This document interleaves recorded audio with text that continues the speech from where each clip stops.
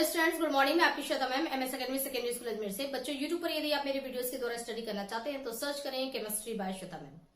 बच्चों, chemistry bye Shweta ma'am पर इस चैनल पर आपको फिजिक्स, केमिस्ट्री और बायोलॉजी की वीडियो मिलते हैं। साथ ही आपको इस पर नीट प्रिपरेशन के अकॉर्डिंग वीडियोज भी मिल जाएंगे। बच्चों, क्लास 10 का हमारा चैप्टर चल रहा है रेस्पिरेशन, जिसको आज कंटिन्यू करते हुए आज हम स्टडी करेंगे कि किस तरीके से गैसेज एक्सचेंज होता है। पिछले वीडियो में हमने बच्चों क्या स्टडी किया था, हमारा पूरा टॉपिक हो गया था कि किस तरीके से यहाँ से नोज का हमने पूरा पढ़ लिया, लैरिंग्स पढ़ लिया, लंग्स के अंदर किस तरीके से गैसेज आ जाते हैं ये हमने देख लिया। ठीक है, ये सारा टॉपिक हमारा कंप्लीट हो चुका है। उसके बाद ब्रीदिंग मैकेनिज्म है ना, हम सांस कैसे लेते हैं, ब्रीदिंग मैकेनिज्म ये भी हो चुका था। और आज हम स्टडी करेंगे ब्रीदिंग के बाद। जब हमने ब्रीदिंग कर लिया, पिछले वीडियो में ब्रीदिंग हो गया, यानी कि इनहेल एक्सहेल का प्रोसेस कैसे होता है ये हमने समझ लिया। और ब्रीदिंग होने के बाद क्या होता है कि गैसेस, एटमॉस्फेरिक गैसेस जो है वो आकर के हमारे लंग्स के अंदर भर जाती हैं। ठीक है, जब हमने ब्रीदिंग किया यानी कि जब हमने इनहेल किया बच्चों, तो क्या हुआ, नोज से होते हुए और एटमॉस्फेरिक गैसेस है ना, बाहर में जो भी एटमॉस्फेयर में जो भी गैसेस हैं वो नोज से होते हुए आएंगे और ये नेजल चैम्बर में जाएंगे। नेजल चैम्बर के बाद ये फेरिंग्स में आएंगे। देखिए यहाँ फेरिंग्स में आएंगे, फेरिंग्स के बाद ये ग्लॉटिस से प्रवेश करेंगे। ग्लॉटिस जो है एक इनका गेट है, प्रवेश द्वार है। ठीक है, तो यहां से ये एंटर करेंगे। लैरिंग्स से होते हुए ये जाएंगे ट्रैकिया में। ट्रैकिया के बाद ये आते हैं ब्रोंकस में। ब्रोंकस के भी बहुत सारे ब्रांचेस। ठीक है, और लास्ट में पहुंचेंगे ये कहा, ब्रोंकियोल्स में। ब्रोंकियोल्स के बहुत सारे ब्रांचेस से होते होते होते होते और फाइनली गैसेस कहां पहुंच जाते हैं, एल्वियोलस में। ठीक है, एल्वियोलस क्या होता है, दोनों ही लंग्स में लगभग 30 करोड़, ठीक है ना, 15 करोड़ इसमें, 15 करोड़ इसमें, लगभग अबाउट, ठीक है, अबाउट 30 करोड़ यहाँ पर क्या पाए जाते हैं, एल्वियोलाई पाए जाते हैं। छोटे छोटे से इसमें छोटे छोटे से चैम्बर पाए जाते हैं। जिस तरीके से मधुमक्खी के छत्ते में देखते हैं ना, छोटा सा चैम्बर बना होता है, बिल्कुल उसी तरीके से इसमें भी छोटे छोटे चैम्बर होते हैं, जिनको हम क्या बोलते हैं, एल्वियोलाई बोलते हैं। एल्वियोलाई इसका प्लूरल फॉर्म है, यानी कि बहुत सारों को एक साथ हमको बोलना है तो एल्वियोलाई बोलेंगे। एक को बोलना है, एक चैम्बर की अगर हम एक सैक की बात करते हैं तो इसको हम क्या बोलेंगे, एल्वियोलस। गैसेस यहां एल्वियोलस में आकर के भर चुका है। ठीक है, यहां तक हमने पिछले वीडियो में देख लिया था कि गैसेस यहां तक आया कैसे, वो पूरा प्रोसेस हमारा कंप्लीट हो चुका है। ओके, अब हम यहां से जो हमारे यहां पर प्रोसेस यहां पर मैंने डन किया कि गैसेस आकर के एल्वियोलस के अंदर भर गया। अब गैसेस एल्वियोलस के अंदर भरने के बाद आगे का प्रोसेस क्या होता है वो आज हम स्टडी करने वाले हैं। देखिए, अब गैसेस जब एल्वियोलस के अंदर आकर के भर जाता है, ये मैंने बनाया है लंग्स। ठीक है, समझने के लिए वैसे मैंने आपको पूरा स्ट्रक्चर वहां पर दिखाया और यहां पर निकाल करके मैं आपको बता रही हूँ कि आप सपोज करिए कि ये हमारा एक लंग्स है। ठीक है ना, राइट ले लो या लेफ्ट ले लो, ये हमारा लंग्स है, ये राइट लंग्स।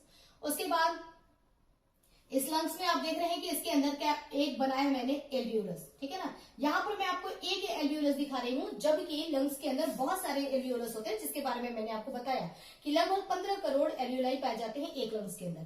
तो यहाँ पर 15 करोड़ एल्वियोलाई मौजूद हैं। ठीक है ना, इस लंग्स में। लेकिन एक लंग्स के साथ क्या हो रहा है, उसके साथ कौन सी घटना हो रही है, कौन सा प्रोसेस हो रहा है, तो एक लंग्स का हम पढ़ेंगे जो एक लंग्स के साथ होगा, जो एक एल्वियोलाई के साथ होगा, एल्वियोलस के साथ, वही सारे एल्वियोलस के साथ होगा, यानी कि पूरे प्लूरल फॉर्म में क्या बोलेंगे, एल्वियोलाई के साथ। ठीक है, तो एक लंग्स में एक एल्वियोलस में क्या होता है वो हमको स्टडी करना है, और वही सेम चीज पूरे इस लंग्स में उपस्थित सभी एल्वियोलस, जितने भी एल्वियोलाई होंगे, यानी कि 15 करोड़ लगभग एल्वियोलाई के साथ यही काम होता है।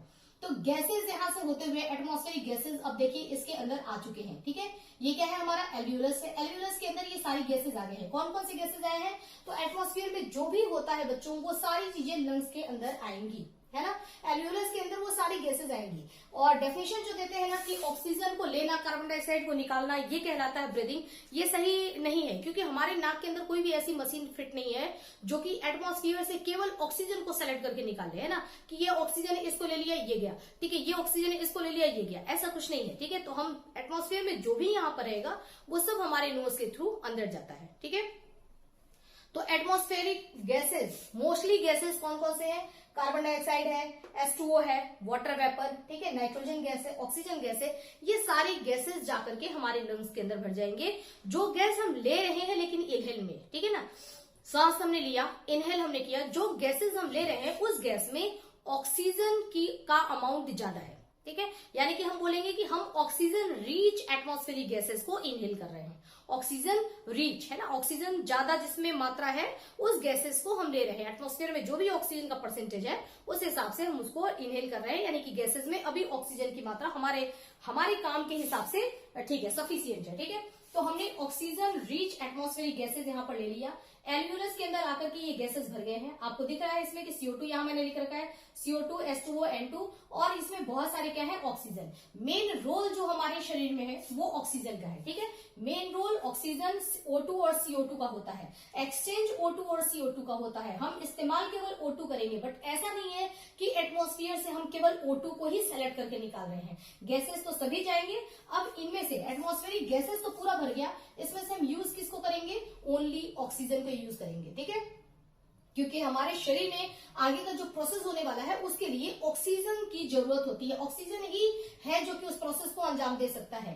यदि यहाँ पर जो आगे प्रोसेस होने वाला है उसको यदि नाइट्रोजन अंजाम देता तो फिर हम ऐसा नहीं करते कि हम ऑक्सीजन लेते, फिर हम नाइट्रोजन, यहाँ गैसेस तो सारी भरती, इसमें से हम यूज किसको करते, नाइट्रोजन को यूज करते। बट अभी आगे जरूरत ऑक्सीजन की है, इस वजह से इसमें गैसेस तो सारी बनेगी, यूज किसको हम करेंगे, ऑक्सीजन को यूज करेंगे। ठीक है, अब देखिए ऑक्सीजन, ये हमारा एल्यूलस है। एल्यूलस के चारों तरफ बिल्कुल इससे एकदम लग करके है ना, एकदम उसके सेट करके, और दोनों की वॉल, एल्यूलस की वॉल और ब्लड वेसल्स जो यहाँ पर ब्लड कैपिलरीज है, उन ब्लड कैपिलरीज की वॉल दोनों काफी ये बारीक पतली और बिल्कुल एक दूसरे के साथ अटैच होते हैं। ऐसा लगेगा कि ये दो वॉल ना होकर के ये दोनों मेम्ब्रेन एक जैसी दिखती है कि एक मेम्ब्रेन है। ठीक है, ताकि आसानी से गैसेस को एक्सचेंज किया जा सके, इनको उधर और इनको इधर, है ना, आसानी से भेजा जा सके। इसके लिए यहाँ पर जो मेम्ब्रेन होता है ना, बहुत ही थिन होता है दोनों का मेम्ब्रेन, और साथ ही काफी अटैच होता है, ऐसा लगेगा कि एक ही मेम्ब्रेन है। ठीक है, अब यहाँ पर ऑक्सीजन का कॉन्सेंट्रेशन क्या है बच्चों, ज्यादा है। जो गैस आ रहा है इसमें ऑक्सीजन का कॉन्सेंट्रेशन ज्यादा है। ठीक है, तो ऑक्सीजन, और इसके चारों तरफ यहाँ पे क्या, ब्लड कैपिलरीज के अंदर क्या फ्लो कर रहा है, यहाँ पर ब्लड कैपिलरीज में है ब्लड। ठीक है, तो यहाँ पर ब्लड कैपिलरीज के अंदर ब्लड फ्लो हो रहा है। ठीक है, और इस एल्वियोलस के अंदर आया है बाहर से ऑक्सीजन। अब यहाँ पर बाकी गैसों को बोलते हैं कि तुम यही वेट करो। ठीक है ना, CO2, H2O और N2 ये यही वेट करेंगे। ठीक है, ये कुछ नहीं करेंगे, सिर्फ ये गए हैं और साथ में ये वापस आ जाएंगे। ठीक है, सिर्फ ऑक्सीजन के साथ गए हैं तो ये यहीं पर वेट करते रहेंगे। और ऑक्सीजन का कॉन्सेंट्रेशन यहाँ एल्वियोलस में ज्यादा है और ब्लड में ऑक्सीजन का कॉन्सेंट्रेशन कम है। जो ब्लड एल्वियोलस को चारों तरफ से कवर कर रखी है, इस ब्लड में ऑक्सीजन का कॉन्सेंट्रेशन कम है। ठीक है, तो ऑक्सीजन क्या करेगा, अपने हाई कॉन्सेंट्रेशन से लो कॉन्सेंट्रेशन में ये जाना शुरू कर देगा। ठीक है, तो ऑक्सीजन देखिए, इधर मैंने एरो लगाया कि ऑक्सीजन ब्लड में आ रहा है, ऑक्सीजन ब्लड में आ रहा है। ठीक है, तो ऑक्सीजन ब्लड में आना शुरू कर देगा। ऑक्सीजन एल्वियोलस से ब्लड में आ रहा है, कहां से, एल्वियोलस से ब्लड में आ रहा है। क्यों, क्योंकि एल्वियोलस में ऑक्सीजन का कॉन्सेंट्रेशन ज्यादा है और ब्लड में ऑक्सीजन का कॉन्सेंट्रेशन कम है। तो ऑक्सीजन अपने हाई कॉन्सेंट्रेशन से लो कॉन्सेंट्रेशन, यानी एल्वियोलस से ब्लड में आना शुरू कर देगा। जिस प्रोसेस के थ्रू आना शुरू कर देगा, इस प्रोसेस को हम बोलते हैं सिंपल डिफ्यूजन।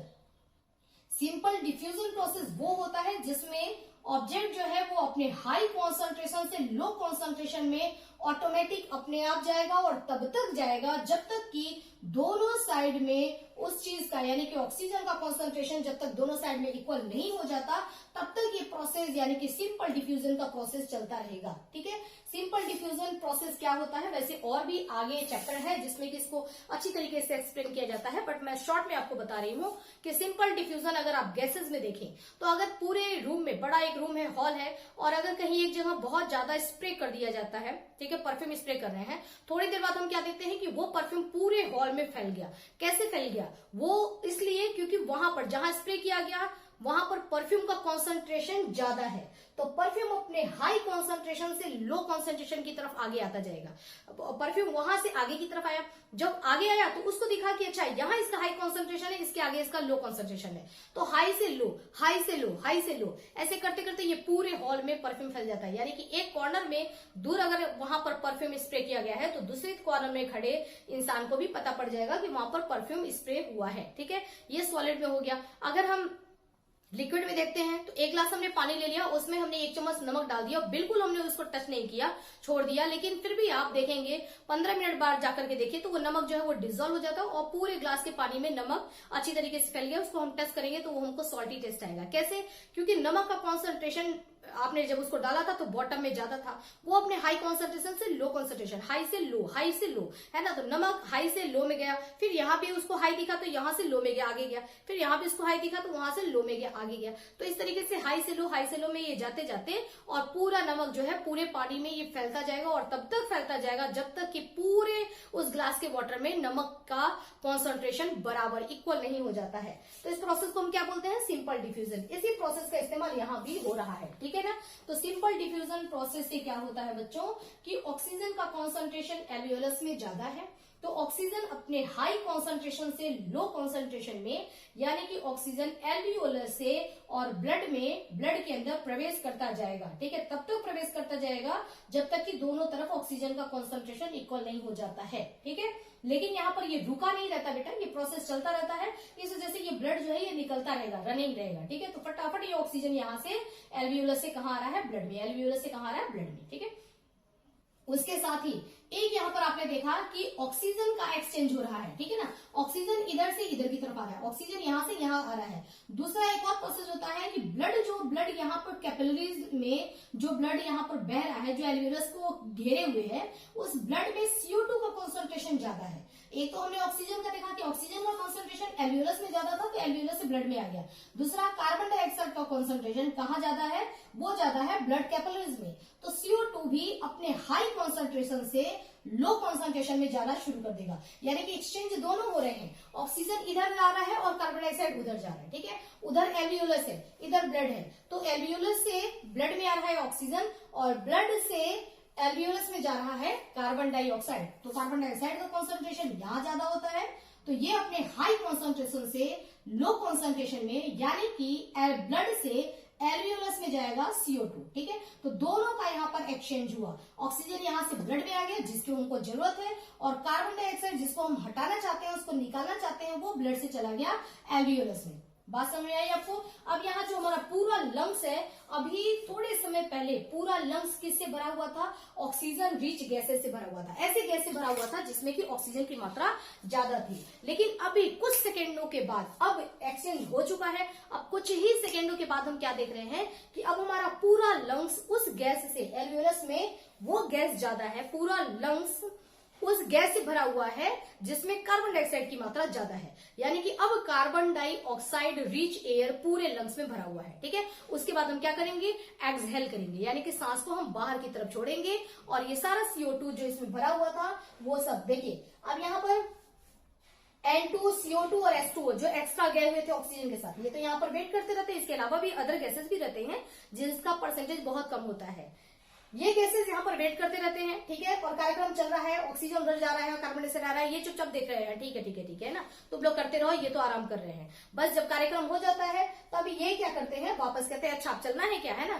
तो ये N2, CO2 और H2O ये कार्बन डाइऑक्साइड के साथ वापस ये इनको एक्सहेल कर दिया जाता है, यानी कि ये गैसेस तो सिर्फ जाकर के लंग्स में बैठे हुए हैं और ये केवल तमाशा देखते रहते हैं।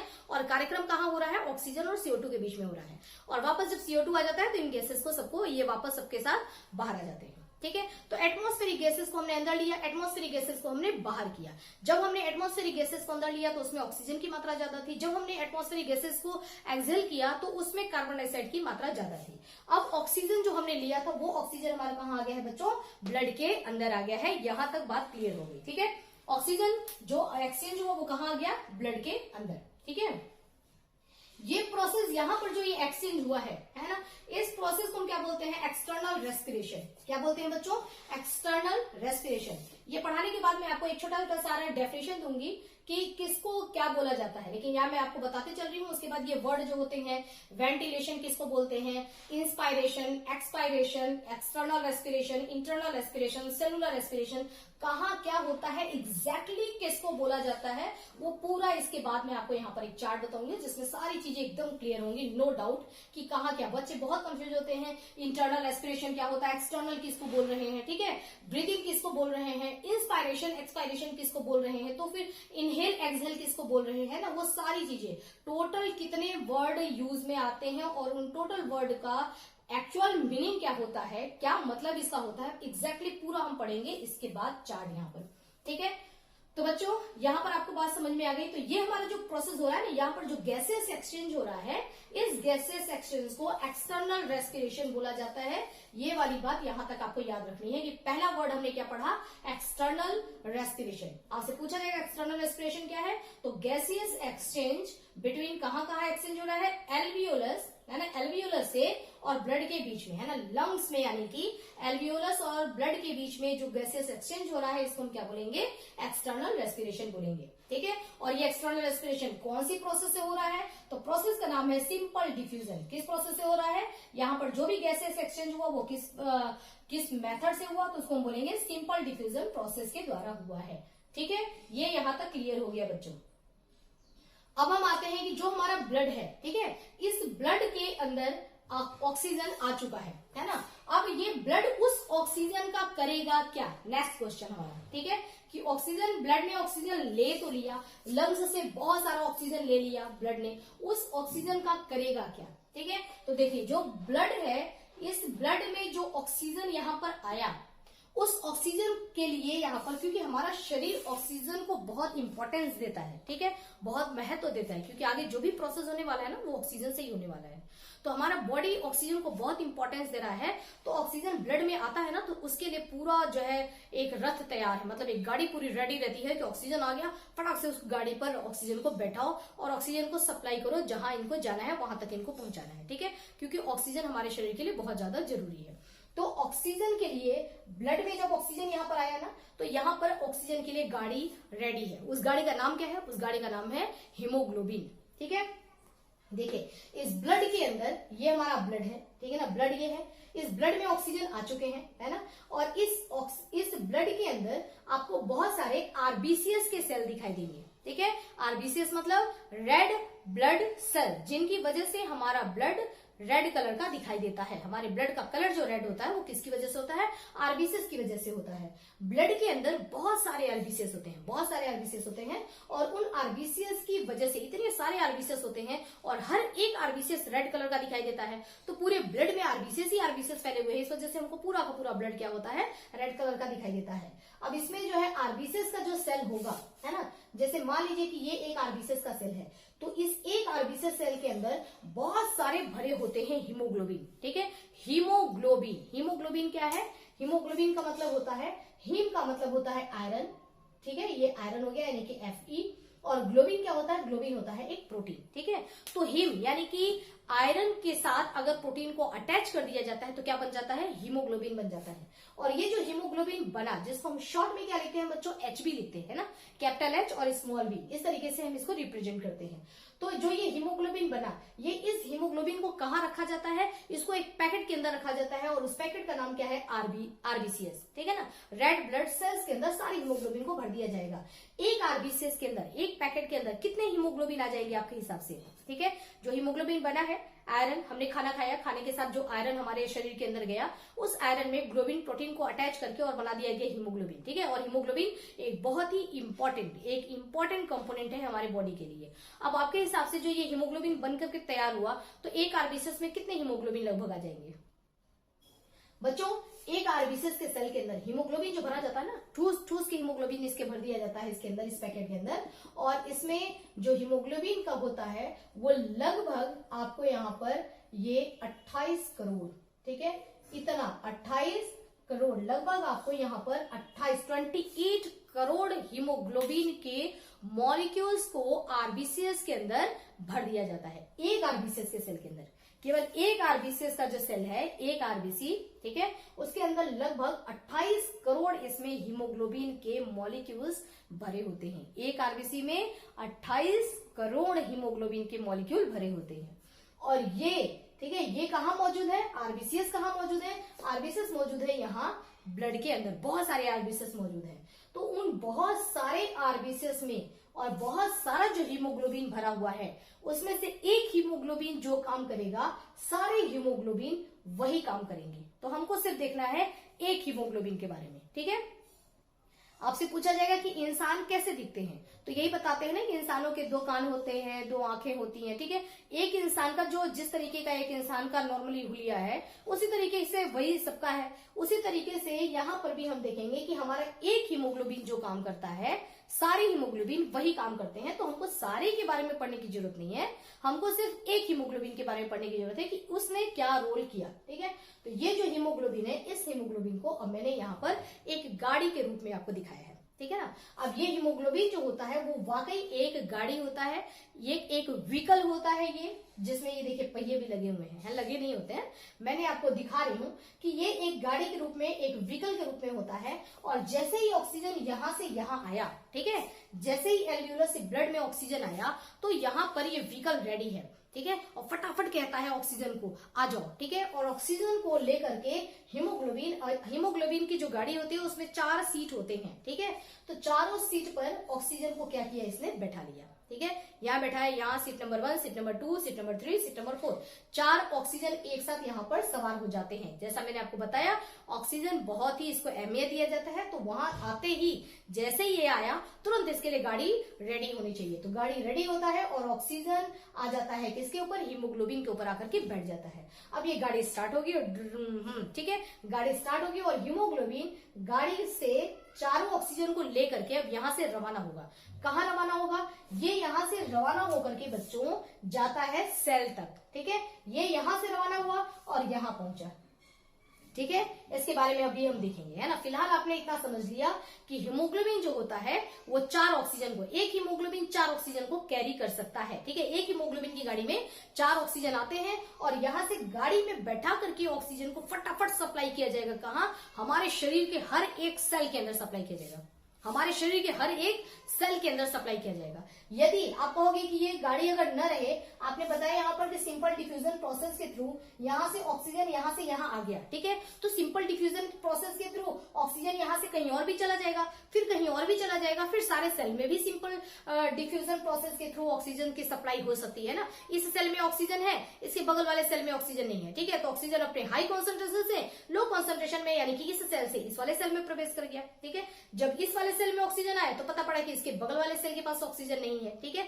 तो हाई कॉन्सेंट्रेशन से लो कॉन्सेंट्रेशन, बगल वाले सेल के पास ऑक्सीजन चला जाएगा। इस तरीके से सिंपल डिफ्यूजन प्रोसेस के थ्रू भी तो ऑक्सीजन का सप्लाई हो सकता है।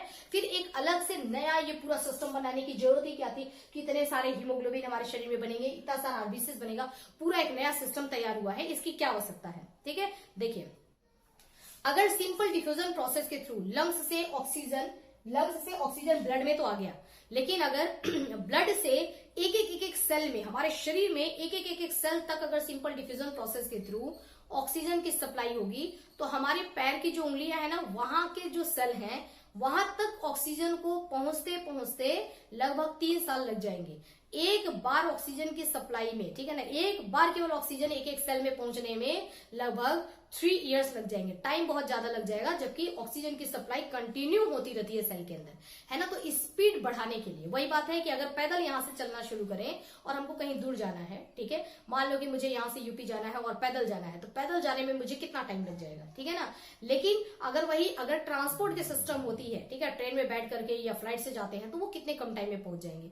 यहां पर भी बात बिल्कुल यही होती है, ठीक है। अगर सिंपल डिफ्यूजन का मतलब हो गया पैदल, अगर पैदल जाते हैं तो बहुत टाइम लग जाएगा, लेकिन अगर हम व्हीकल में बैठ के जाते हैं, जैसे कि हमारे यहाँ पर व्हीकल क्या है, हीमोग्लोबिन, अगर हम हीमोग्लोबिन के ऊपर सवार होकर के जाता है ऑक्सीजन, तो बहुत ही क्विकली और बार बार ऑक्सीजन हर सेल को मिलता रहेगा, ठीक है। तो यहाँ हीमोग्लोबिन के ऊपर ऑक्सीजन सवार हो गया। अब इसको लिखेंगे कैसे, HB, हीमोग्लोबिन, कितने ऑक्सीजन सवार हुए हैं, एक हीमोग्लोबिन पर 4 ऑक्सीजन सवार हुए हैं, तो हम लिखेंगे इसको 4O2। क्या लिखेंगे, 4O2, ठीक है ना। और 4 कहां रहेगा, O2 के आगे यहां पर लगा रहे हैं, इसका मतलब है कि 4 ऑक्सीजन सवार हुए हैं। और जब ये 4 ऑक्सीजन और ये हीमोग्लोबिन और 4 ऑक्सीजन थोड़े समय के लिए, जब तक इस सेल तक नहीं पहुंचता है, तब तक के लिए एक दूसरे के साथ क्या हो गए, ये अटैच हो गए हैं। तो अटैच होकर के इन दोनों के कॉम्बिनेशन को, है ना, यानी कि गाड़ी और ऑक्सीजन तैयार है, इनको क्या बोलेंगे कि ऑक्सी हीमोग्लोबिन रेडी है, ठीक है। ये ऑक्सी हीमोग्लोबिन का कॉम्बिनेशन रेडी है। तो हीमोग्लोबिन के साथ जब ऑक्सीजन जुड़ गया थोड़े समय के लिए, तो अब हम इसको कैसे लिखेंगे, HbO2 और ये होल लगाएंगे, बेटा ब्रैकेट लगाते हैं ना, इसको बोलते हैं होल, ठीक है ना, होल 4, HbO2 का होल 4, HbO2 का होल 4, ठीक है ना, इस तरीके से। और इसका नाम क्या होगा, ऑक्सी हीमोग्लोबिन। इसको हम क्या बोलेंगे? Oxy haemoglobin. तो ये हमारा ऑक्सी हीमोग्लोबिन बनकर के तैयार हो गया। पहले अकेले हीमोग्लोबिन था, जैसे ही ऑक्सीजन आया फटाफट ऑक्सीजन को बैठा लिया इसने। अब ये कॉम्बिनेशन क्या कहलाएगा? Oxy haemoglobin. और एक रिएक्शन में लिखेंगे हम इसको, तो ऐसे लिखेंगे, ठीक है। अब ऑक्सी हीमोग्लोबिन यहाँ पर बनकर के रेडी हो गया। अब यही ऑक्सी हीमोग्लोबिन, अब इसी चीज को हम यहाँ देखेंगे, ये हमारा फाइनल डायग्राम, ठीक है ना, ध्यान से समझिए। अब ये ब्लड है हमारा, वही वाला ब्लड, ठीक है ना, वो ब्लड यहाँ दिख रहा है। ये आ गया हमारी गाड़ी, ठीक है। गाड़ी वहां से चली थी, है ना, कहां से? लंग्स से गाड़ी चली थी, यहाँ पे ब्लड कैपिलरी से यहां से गाड़ी चली थी। और गाड़ी चलते चलते चलते चलते चलते चलते गाड़ी कहां पहुंच गई बच्चों? हमारे सेल के पास पहुंच गई। ये हमारा सेल है, ठीक है। पूरा शरीर जो होता है हमारा वो सेल से बना होता है, पूरा शरीर, ठीक है। सेल कहाँ है? ये मेरी स्किन है, ये सेल है। हमारी आंखों की स्किन है, ये सेल है। कान है, ये सेल है। ये हाथ है, ये सेल है, ठीक है। हर एक सेल के पास यहाँ पर ब्लड पहुंच चुका है। यहाँ से गाड़ी चली थी लंग्स से ऑक्सीजन को लेकर के, और हमारे एक एक सेल के पास वो गाड़ी आ चुकी है ब्लड के माध्यम से, ठीक है ना। ब्लड है और उसी ब्लड में ब्लड उसको लेकर के है, ब्लड के अंदर ये गाड़ी है और एचबी पर बैठे हुए हैं 4 ऑक्सीजन, ठीक है। ये जो ब्लड आ रहा है बेटा, यहाँ से चलते चलते जो ब्लड सेल तक पहुंचा, इस ब्लड में ऑक्सीजन की मात्रा बहुत ज्यादा है, ठीक है ना। ऑक्सीजन की मात्रा ज्यादा क्यों है? क्योंकि ऑक्सीजन यहाँ ब्लड से आ रहा है ना, लंग्स से आ रहा है। तो लंग्स में तो भर भर के ऑक्सीजन था, तो वहां से सारा ऑक्सीजन ले करके और हमारा ब्लड यानी कि हीमोग्लोबिन उस ऑक्सीजन को लेकर के सेल के करीब जाकर के पहुंच गया है, ठीक है। और यहाँ जाकर के जब हीमोग्लोबिन यहाँ आता है, तो अब ऑक्सीजन का कॉन्सेंट्रेशन आपको कहाँ ज्यादा दिखाई दे रहा है?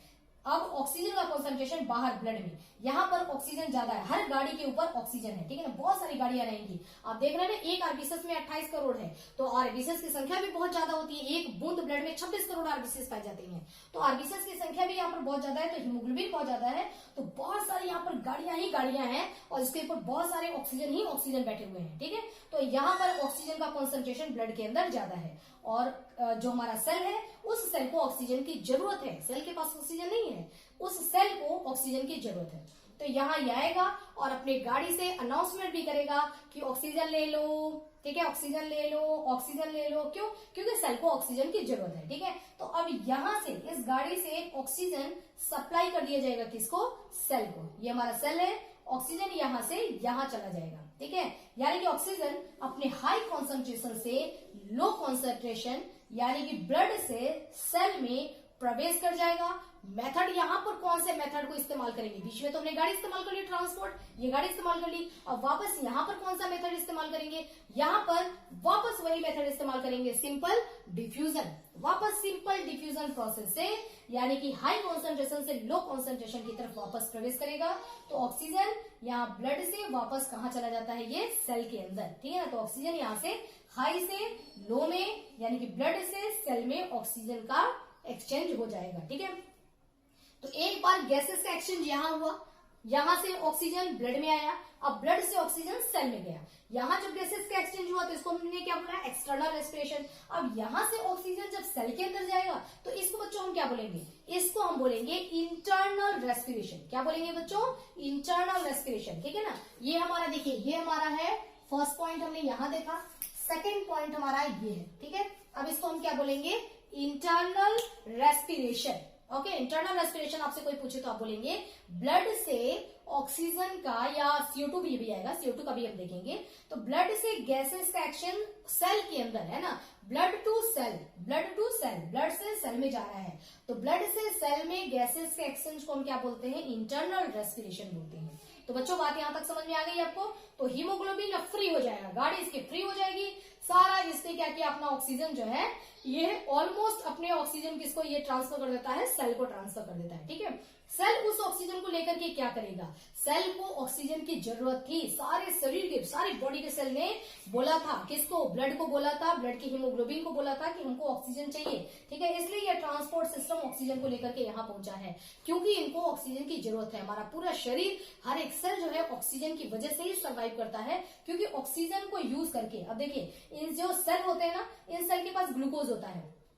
केवल ग्लूकोज ही नहीं होता है, और भी चीजें होती हैं। जो हमने भोजन के, जब हमने खाना खाया था ना, तो खाना के डाइजेशन के बाद जो हमने लास्ट प्रोडक्ट लिया था उसका एब्जॉर्प्शन हुआ था, और वो भी यहाँ सेल के अंदर आ चुका था। तो सेल के अंदर ग्लूकोज आ गया था, amino acid, fatty acid, glycerol, ये सारी चीजें यहाँ पर मौजूद हैं, ठीक है। उनमें से मोस्टली ग्लूकोज का इस्तेमाल करते हैं ये भी, और उस ग्लूकोज यहाँ पर पड़ा हुआ है, इस ग्लूकोज को इस ऑक्सीजन को लेकर के ग्लूकोज को ऑक्सीजन के प्रेजेंस से तोड़ दिया जाता है। ठीक है, तो ग्लूकोज टूटेगा। कैसे टूटेगा? जब ग्लूकोज को ऑक्सीजन मिलेगा तब ये ग्लूकोज टूटेगा, और जब ग्लूकोज ये टूटता है तो हमको क्या मिलती है? एनर्जी मिलती है। एटीपी का मतलब क्या? एनर्जी। पूरा शरीर हमारा चलता तभी है जब हमारे शरीर के अंदर एनर्जी होती है। एक एक सेल के अंदर जब एनर्जी होती है, ठीक है, तो तब सेल सर्वाइव करेगा। सेल सर्वाइव करेगा तो टिश्यू सर्वाइव करेगा, टिश्यू सर्वाइव करेगा, ऑर्गन सर्वाइव करेगा। पूरा शरीर हमारा सर्वाइव किससे करता है? एटीपी की एनर्जी से सर्वाइव करता है। ठीक है, इतनी बात समझ में आ गई। तो इनको अब यहाँ पर हमारा ये आंसर बिल्कुल क्लियर हो गया कि सेल को ऑक्सीजन की जरूरत क्यों थी। आपसे कोई पूछेगा कि सेल को ऑक्सीजन की जरूरत क्यों थी, तो आप बोलेंगे कि सेल के पास ग्लूकोज रहता है, लेकिन उस ग्लूकोज से वो एनर्जी निकाल नहीं सकता जब तक कि सेल को ऑक्सीजन नहीं मिलता है। जैसे ही सेल को ऑक्सीजन मिल जाता है तो वो ऑक्सीजन को लेकर के ग्लूकोज को तोड़ देता है, और ग्लूकोज को तोड़ करके एटीपी की एनर्जी बनाता है। उस एनर्जी का इस्तेमाल सेल अपने लिए भी करता है, और उसी एनर्जी का वो हमको भी देता है ताकि हम भी अपने सारे काम कर सके। ठीक है, हम जिंदा रह सके और अपने सारे काम कर सके उस एनर्जी से। ठीक है, इसलिए सेल को ऑक्सीजन की जरूरत होती है। बात आपको समझ में आ गई। तो ग्लूकोज को कौन तोड़ सकता है? ऑक्सीजन तोड़ सकता है, इसलिए इनको ऑक्सीजन चाहिए था। अब जब सेल के अंदर ऑक्सीजन ग्लूकोज को तोड़ेगा, एनर्जी बनाएगा, ठीक है, इस प्रोसेस को हम बोलते हैं सेलुलर रेस्पिरेशन। क्या बोलते हैं बच्चों? इसको हम बोलते हैं सेलुलर रेस्पिरेशन। तो ये हो गया हमारा थर्ड पॉइंट, है ना। तो अब यहां देखिए, एक्सटर्नल रेस्पिरेशन ये हो गया, इंटरनल रेस्पिरेशन ये हो गया, और जब सेल के अंदर ये जो ऑक्सीजन ने जो करामात दिखाई है उसको हम क्या बोलेंगे? Cellular respiration. यहां बात क्लियर होगी बच्चों। अब देखिए, इस सेल में जब ये टूटता है ना, जब ये एटीपी बनता है, ग्लूकोज टूट रहा है, ऑक्सीजन के प्रेजेंस में एटीपी बन रहा है, इसी एटीपी के बनाने के चक्कर में बहुत सारा CO2 भी बन जाता है सेल के अंदर, है ना। ये CO2 बन गया है, जो कि सेल को CO2 की जरूरत नहीं है। CO2 सेल के लिए फालतू चीज है, लेकिन बन गया है। ठीक है, जैसे हम जब सब्जी बना रहे हैं किचन के अंदर, तो अब हमको आलू अगर छिलना है तो हम आलू को छिलेंगे, उसका छिलका उतारते हैं। ठीक है, अब हमको छिलके की जरूरत नहीं है, लेकिन जब हम सब्जी बनाएंगे तो छिलका अपने आप आ जाता है किचन में। ठीक है ना, तो अब उस छिलके को आप क्या करते हैं? फेंक देते हैं बाहर। बिल्कुल यही काम यहाँ पर भी होगा। ठीक है, यहाँ पर जरूरत नहीं थी CO2 की, बट CO2 बन गया। CO2 कैसे बन गया? जब हमने ये प्रोसेस सारा किया ना, तो इन प्रोसेस करने के चक्कर में यहाँ पे जब ये खाना बना रहे हैं उस चक्कर में यहाँ पर छिलके आ गए। ठीक है ना, थोड़ी सी उसके धनिया के कुछ छिलके आ गए। ठीक, मतलब ये सब चीजें जो डंठल वगैरह, जो मतलब फालतू चीजें जिसका हमको इस्तेमाल नहीं करना, वो उसमें से कचरा निकल गया। तो इसमें से जो है कचरा ये निकल जाता है CO2। अब ये जो CO2 यहाँ पर निकला है, इस CO2 को ये सेल अपने पास रख नहीं सकता है। इस CO2 को क्या करता है? अपने पास अगर रखता है ये, तो एक तो बहुत ज्यादा कचरा इकट्ठा हो जाएगा, दूसरी चीज ये यहाँ पर हार्मफुल भी है। ठीक है, तो इस CO2 को अब ये सेल क्या कहता है कि आए ही हो, है ना, ब्लड को बोलता है कि तुम, ये तो गाड़ी भी आई हुई है, ब्लड भी यहाँ पर आया हुआ है, जब आए ही हो तो क्या करो कि इन CO2 को भी अपने साथ लेते जाओ। ठीक है, कहता है कि आए ही हो, ब्लड यहाँ पे जब आया ही है, और ब्लड यहाँ से आएगा और यहाँ से होते हुए ब्लड चला जाएगा। ठीक है, सेल के पास एक बार गाड़ी आती है और ये सामान दिया और वापस यहाँ से रवाना। ठीक है, तो आए ही हो तो जो CO2 है ना, जो फालतू पड़ा हुआ है, उसको भी लेते जाओ। तो यहाँ से ये आया, अब गाड़ी यहाँ पे जैसे ही ऑक्सीजन को दे दी तो गाड़ी खाली हो गई। गाड़ी खाली हो गई तो जितने यहाँ पर CO2 थे, मैक्सिमम CO2 अपने हाई कॉन्सेंट्रेशन से, अब CO2 का कॉन्सेंट्रेशन यहाँ पर ज्यादा है, CO2 अपने हाई कॉन्सेंट्रेशन से लो कॉन्सेंट्रेशन में, ठीक है, वैसे ही आएगा। जैसे प्रोसेस क्या कहलाएगा हमारा? Simple diffusion. जिस सिंपल डिफ्यूजन प्रोसेस का इस्तेमाल करके ऑक्सीजन इधर से इधर गया था, उसी सिंपल डिफ्यूजन प्रोसेस का इस्तेमाल करके कार्बन डाइऑक्साइड यहाँ से सेल से ब्लड में आ जाता है। और गाड़ी यहाँ पर क्या थी? खाली थी। ठीक है, इस गाड़ी के ऊपर अब यहाँ पर जो ये सीट थी, उस सीट के ऊपर क्या आकर के बैठ गया? CO2 आकर बैठ गया। ठीक है ना, CO2। तो देखिए हीमोग्लोबिन यानी कि Hb, और उसके ऊपर आकर के क्या बैठ गया? CO2। ठीक है, जो ये रिएक्शन होता है, मतलब हीमोग्लोबिन और प्लस CO2, हीमोग्लोबिन और प्लस हीमोग्लोबिन के ऊपर CO2, हीमोग्लोबिन प्लस CO2, जिनका जो इनका कॉम्बिनेशन होता है वो HHbCO3 के फॉर्म में होता है। ठीक है, और 23% CO2 जो है वो गाड़ी पर सवार होकर के यहाँ से रवाना होते हैं। लगभग 23% CO2 तो हीमोग्लोबिन की गाड़ी पे बैठ गए और यहाँ से ये रवाना हो गए। ठीक है, और ये जो कॉम्बिनेशन बना HHbCO3, जिस तरीके से ऑक्सीजन और हीमोग्लोबिन का कॉम्बिनेशन क्या कहलाता है? Oxy haemoglobin. हम इसको बोलते हैं ना ऑक्सी हीमोग्लोबिन, और ये फॉर्मूला इस्तेमाल करते हैं। उसी तरीके से हीमोग्लोबिन और कार्बन डाइऑक्साइड थोड़े समय के लिए गाड़ी में ये अटैच हो गए, जुड़ गए, तो इनका जो कॉम्बिनेशन होता है इसको हम बोलते हैं कार्बामिनो हीमोग्लोबिन। ठीक है, HHbCO3 इसको लिखेंगे इस तरीके से फॉर्मूला, और इसको बोलेंगे क्या? Carbamino haemoglobin. तो कार्बामिनो हीमोग्लोबिन बनकर के 23% CO2 यहाँ से रवाना हो जाता है। ठीक है, उसके बाद ये 7% CO2 डायरेक्ट डिफ्यूजन प्रोसेस से, जो हमारा सिंपल डिफ्यूजन प्रोसेस है, उसे डायरेक्टली प्लाज्मा में आ जाता है, और प्लाज्मा के पानी में, यानी कि ब्लड है तो ब्लड है तो वो लिक्विड फॉर्म में रहता है ना, तो ब्लड में प्लाज्मा होता है, उसका लिक्विड वाला पोर्शन जो होता है, पानी जो वाटर होता है वो वाटरी लिक्विड है, और उसमें CO2 डायरेक्ट प्लाज्मा में चला गया, और 7% CO2 इस तरीके से रवाना हो गया कि चलो ठीक है, तुमको गाड़ी मिल गई तो तुम लोग गाड़ी में निकल जाओ, अब हमको गाड़ी नहीं मिली तो हम पैदल ही निकल जाएंगे, तो 7% जो वो पैदल निकल जाते हैं, मतलब इनके साथ है ना, ब्लड के साथ, ब्लड के प्लाज्मा में डिजोल्व होकर निकल जाते हैं। उसके बाद 70% CO2 ये भी सिंपल डिफ्यूजन से ब्लड में पहुंचता है, और ब्लड के अंदर जो वाटर है H2O, उस H2O के साथ ये अटैच हो जाता है। ठीक है, उस H2O के साथ ये रिएक्शन कर लेता है, और CO2 और प्लस H2O, CO2 और प्लस H2O, कार्बन डाइऑक्साइड और वाटर दोनों आपस में मिल करके बनाते हैं H2CO3। ठीक है, H2CO3, 2 और 1 3, H2CO3, जिसको बोलते हैं कार्बोनिक एसिड। तो ये कार्बोनिक एसिड का फॉर्मेशन करके 70% CO2 कार्बोनिक एसिड का फॉर्मेशन करके यहां से रवाना होते हैं। तो कार्बन डाइऑक्साइड जो है इसको जाने के लिए 3 रास्ते का इस्तेमाल करते हैं।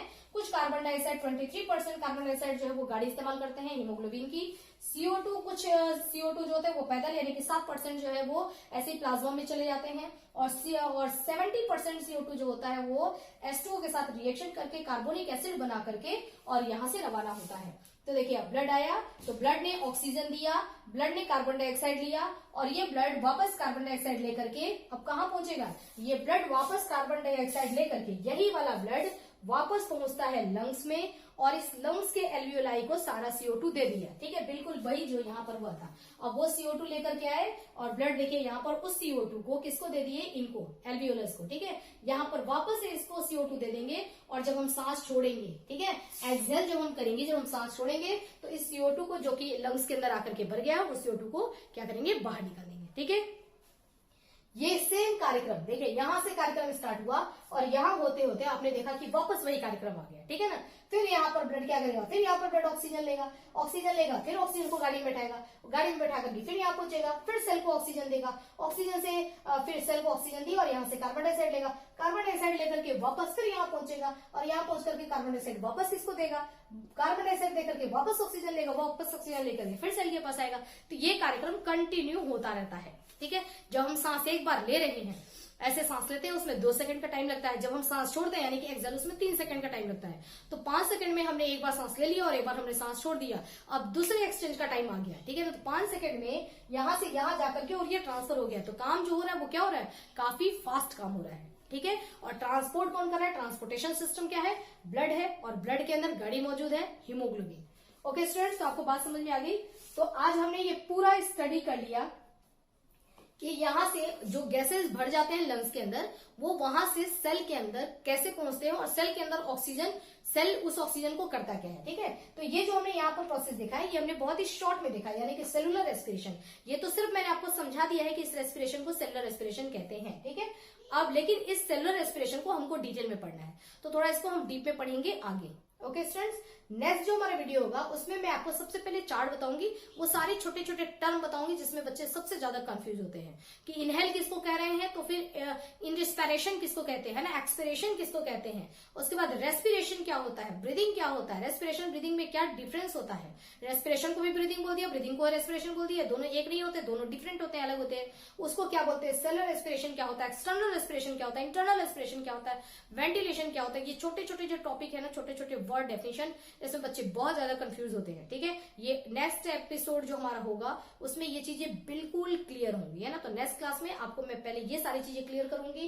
रेस्पिरेशन और रेस्पिरेशन एकदम अलग प्रोसेस है, और ब्रीदिंग एकदम अलग प्रोसेस है। ठीक है, तो दोनों प्रोसेस एक नहीं है, उसमें हम दोनों में डिफरेंसेस देखेंगे। ओके स्टूडेंट्स, तो अभी के लिए इतना ही।